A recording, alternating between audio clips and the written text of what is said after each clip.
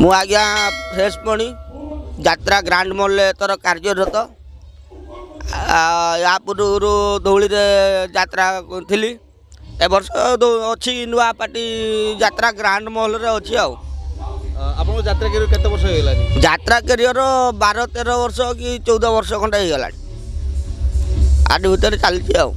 को यात्रा अनुसार काम करते यात्रा नंदनकानन काम करची यात्रा कलियंकन्या रे काम करची यात्रा ईस्टर्न रेड भाउलेट रे काम करची यात्रा धौली रे काम करची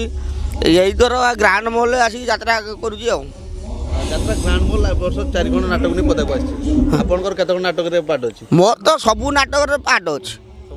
सबु नाटक आपन हिसाब रे को नाटक रे भलो चरित्रटी आपन को मिली कॉमेडी हिसाब रे कॉमेडी तो आमर सेमिति कहते गले कॉमेडी तो सार आजिकल किसी लेखु ना आम हिसाब से आम चलईचु जहाँ जी दर्शक मान भल लगुव तथापि आम हिसाब से चली